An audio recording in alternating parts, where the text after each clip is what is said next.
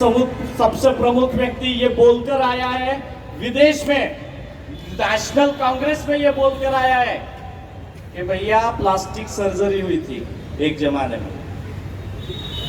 उसको ये भी नहीं पता कि उसको ऑर्गन ट्रांसप्लांट कहते हैं। वो प्लास्टिक सर्जरी बोल के आया। देश का सबसे प्रमुख व्यक्ति, सबसे बड़ा व्यक्ति, वो वैज्ञानिक दृष्टिकोण के विरोध में बात कर रहा है और हम लोग चले नमो नमो करते हुए। समझने का बात बस इतना है साहब, बाबा साहब का नाम ले रहे हैं हम लोग, बड़े बड़े महापुरुषों का नाम लेते हैं, शिवाजी महाराज गला फाड़ फाड़ कर करेंगे।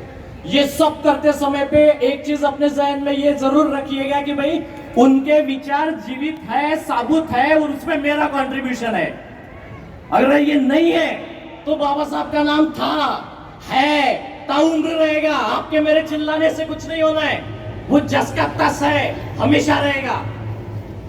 बाकी उनका दिया हुआ सारा संघर्ष हम लोग खत्म कर रहे हैं। उनके संघर्षों से मिली सारी सुविधाएं हमारे आने वाले बच्चों के भविष्य हम लोग हमारी नजरों के सामने में खत्म करते हुए हम लोग देख रहे हैं और हम लोग कुछ नहीं कर पाए। मजबूर हो गए, मुलाजिम हो गए। जिस अधिकार से उन्होंने हमको बोला गया कि फॉर्च्यूनर में बिठाया, हम लोग खुद फॉर्च्यूनर के सीमित हो गए। हमारे लिए फॉर्च्यूनर हो गई, हमारे बस्ती वाले, हमारे स्लम वाले, हमारे भाई बहन सब के बाद हमको कोई फर्क नहीं पड़ता।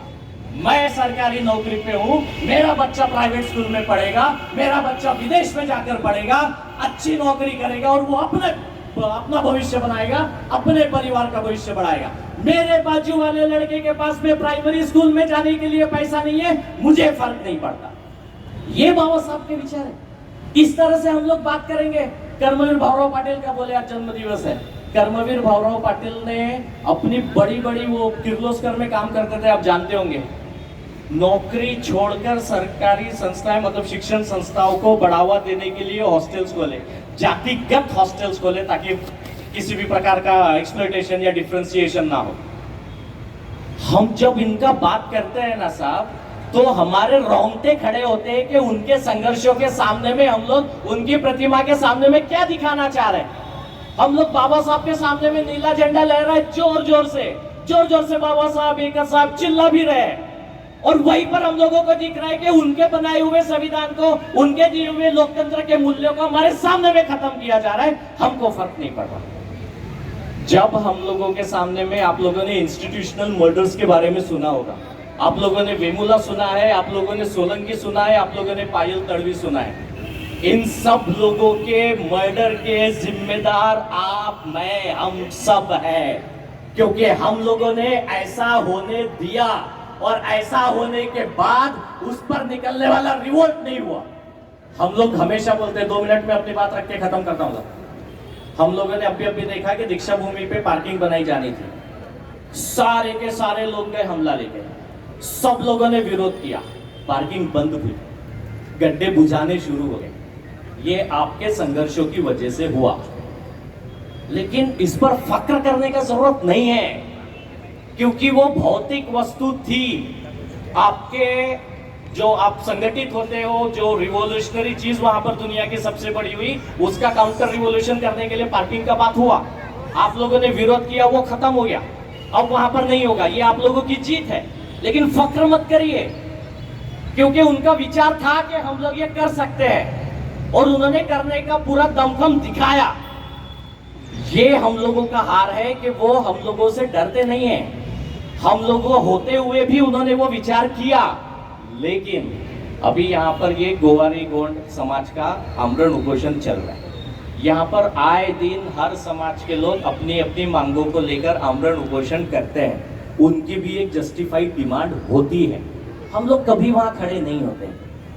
सारी की सारी पॉलिसीज जो बाबा साहब अम्बेडकर इस देश के संविधान में देकर गए, सारी की सारी बंद करने के कगार पर ये सरकारें हैं। और ये सब होते हुए हम लोग उस आंदोलन में कहीं पर भी नहीं है। हम लोग दीक्षा भूमि के आंदोलन में जरूर गए और जीत हासिल की, लेकिन जब आपकी इंस्टीट्यूशंस बंद हो रही है, जब आपकी स्कॉलरशिप के लिए आंदोलन निकाले जाते हैं, उस आंदोलनों में हम नहीं होते और वो स्कॉलरशिप बंद हो जाती है।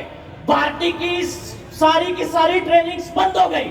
हम लोग आंदोलनों में कभी नहीं गए, और गए भी तो हम लोग कभी जीत हासिल नहीं कर पाए।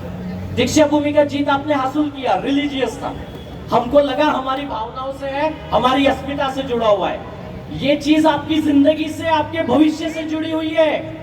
आपका भविष्य बर्बाद किया जा रहा है आपका स्कॉलरशिप बंद करके। आपकी आने वाली पीढ़ियां नपुंसक पैदा होगी जब उनके पास में पढ़ने के लिए शिक्षा नहीं होगी, दो वक्त की रोटी के लिए रोजगार नहीं होगा। आपकी आने वाली पीढ़ियां मजबूर पैदा होगी।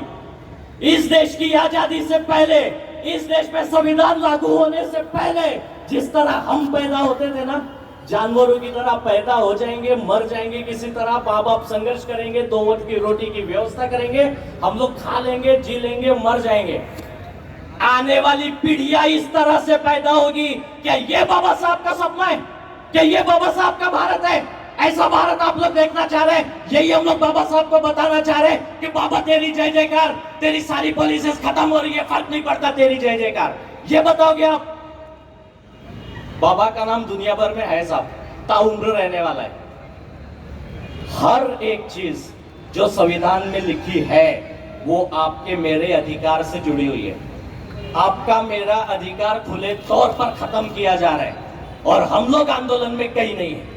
और अगर वहां हम नहीं है तो आप बाबा साहब के विरोध में काम कर रहे हैं। उनके सारे संघर्षों को हम लोग मिट्टी में मिला रहे हैं।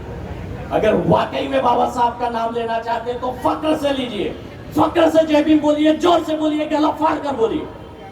लेकिन जहां आपको ये दिख रहा है कि यहाँ मेरी माँ बेटी का बलात्कार हुआ जा रहा है, वहां मेरे बच्चों के पढ़ने की शिक्षा संस्थाएं बंद की जा रही है, मेरे भाई की नौकरी के लिए व्यवस्था बंद की जा रही है, बावजूद हम लोग नाम ले लेकर चिल्ला रहे हैं और उधर आंदोलनों में हम लोग कहीं नहीं है। आपका कंट्रीब्यूशन क्या है कि हम इस देश के संविधान को जीवित रखेंगे? हमारा कंट्रीब्यूशन क्या है कि हम देश के लोकतंत्र को जीवित रखेंगे? और अगर वो कंट्रीब्यूशन नहीं है तो आप बाबा साहब के सबसे बड़े दुश्मन है। ऐसे ही नहीं बोला था कि पढ़े लिखे लोगों ने हमें, मतलब पढ़े लिखे लोगों ने मुझे धोखा दिया। बाबा साहब मजाक में नहीं बोले थे। जितने भी लोग सरकारी नौकरियों पे है ना, ये उन सबकी जिम्मेदारी है कि वो हमारे समाज में रहने वाले हर व्यक्ति को मदद करे। ये उनकी जिम्मेदारी है, बाबा साहब ने दिया हुआ कर्तव्य है।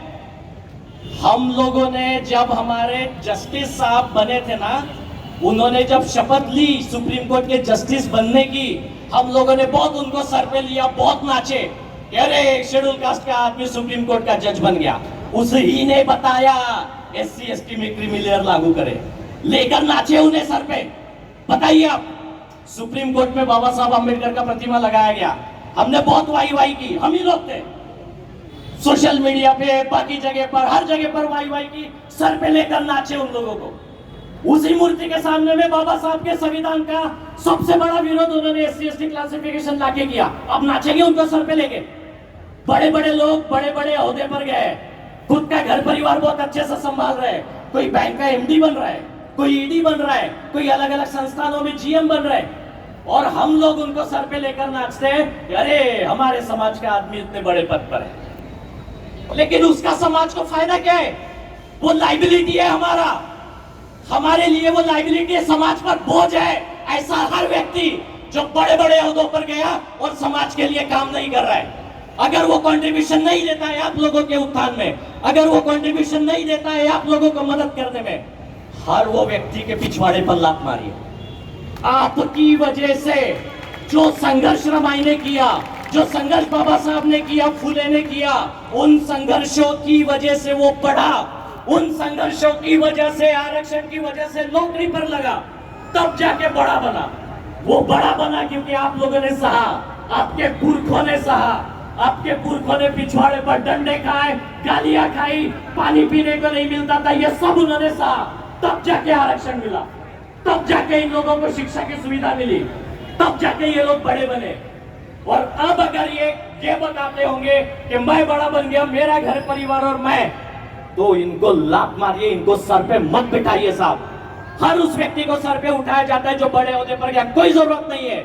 Is the liability of this society. Society पर बोझ है ऐसा हर व्यक्ति जो चाहे कितने भी बड़े पोस्ट पे हो, लेकिन अगर वो सोसाइटी के काम में नहीं आ रहा है तो उन्हें लात मारकर बाहर फेंको, उन्हें मंच मत दो। उन्हें ये एहसास कराइए कि आप जो कुछ भी है हमारे पुरखों ने सहा, तब आप है। ये एहसास उन्हें होना चाहिए, हमारी जिम्मेदारी है। और जब तक ऐसा नहीं होता वो लोग घरों से बाहर नहीं निकलेंगे साहब। वो लोग आज एसी में बैठे हुए हैं, स्कॉलरशिप के लिए आंदोलन आप लोग कर रहे हैं, प्राइवेटाइजेशन ना हो इसके लिए रास्ते पर आप लोग उतर रहे हैं। वो लोग अपने एसी कमरे में बड़ी सी टीवी और बीवी के साथ में बैठे हैं। ऐसे लोगों से साबुत रहिए, ऐसे लोगों से सावधान रहिए। वो आपके समाज का हिस्सा जरूर है लेकिन वो आपका हिस्सा नहीं है। वो लोग समाज के लिए दुश्मन है, उन्हें वो एहसास कराइए। जब तक वो व्यक्ति रास्ते पर नहीं उतरता और आपके हक अधिकारों के लिए नहीं लड़ता, ऐसे व्यक्तियों से दूर रहिए। उन्हें बिल्कुल भी मंच देने का जरूरत नहीं है, उन्हें बिल्कुल भी जगह देने का जरूरत नहीं है। They are taking your space.